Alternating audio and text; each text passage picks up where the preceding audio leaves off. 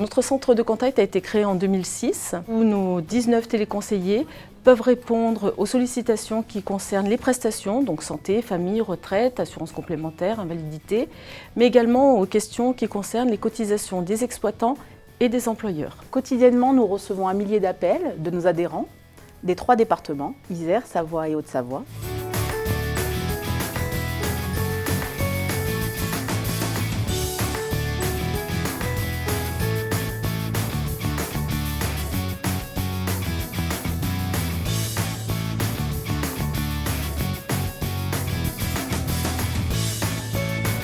Les adhérents, pour nous joindre plus facilement, peuvent nous contacter entre midi et 14h et de 8h à 9h le matin. On a des outils très intéressants qui nous aident.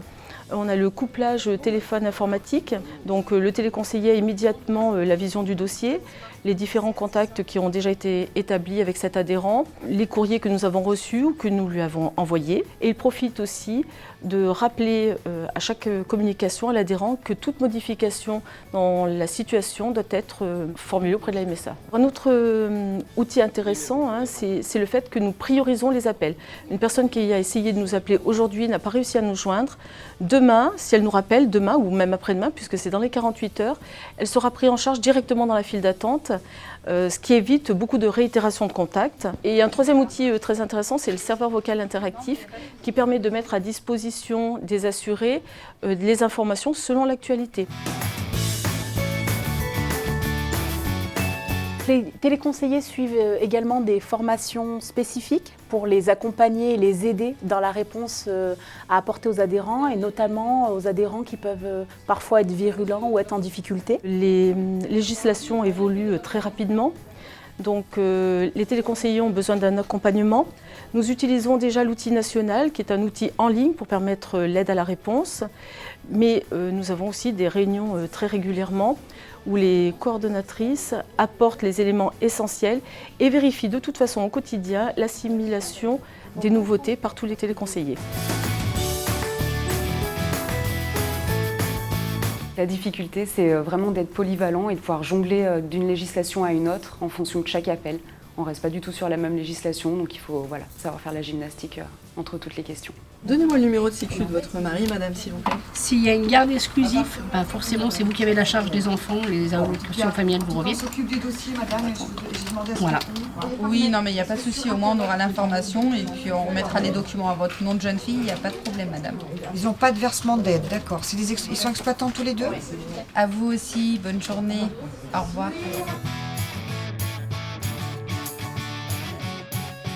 Un appel difficile, pour moi, c'est quelqu'un qui est en précarité, qui peut être agressif, qui parfois pleure au téléphone. Donc c'est vrai qu'il faut avoir un peu d'empathie pour comprendre. Donc je prends toujours sur le même ton, je n'ose jamais le ton. Et j'essaie d'apporter le plus de réponses possible. Et on essaie d'apporter une solution au mieux, donc avec des situations d'urgence, donc des relais par les assistantes sociales, le cas échéant, si la situation l'exige. Mais ça, bonjour. D'accord, je vais prendre votre nom s'il vous plaît. Donc vous êtes employeur et vous voulez déclarer un accident du travail pour l'un de vos salariés. Est-ce que vous connaissez déjà la superficie que vous allez utiliser? Je vous invite à effectuer cette déclaration d'accident du travail directement via le téléservice prévu à cet effet sur votre espace internet. Est-ce que les démarches auprès du CFE ont déjà été effectuées?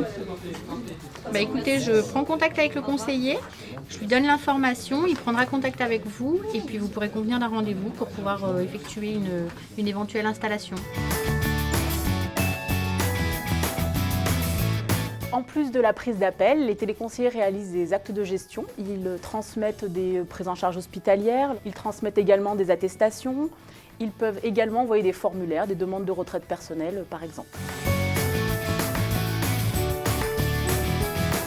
Je vous ai envoyé un courrier, est-ce que vous l'avez reçu? Remboursement de soins, maladie donc, qui est prestation familiale pour les droits des mamans qui restent chez elles. On a beaucoup de questions sur la santé au niveau des droits maladie et des remboursements. Et beaucoup de suivi dans les dossiers retraite et les dossiers prestations familiales. Où en est mon paiement ou mon règlement donc remboursement de soins ou de prestations familiales? Un adhérent, c'est pas un numéro. Ils sont tous uniques. Le numéro, c'est vraiment pour le suivi de dossier, pour que chaque appel soit tracé. Voilà, comme ça, quand il rappelle, on a la vue d'ensemble sur le dossier. Mais non, ça reste bien un être humain et c'est tout ce qui fait la valeur de ce travail.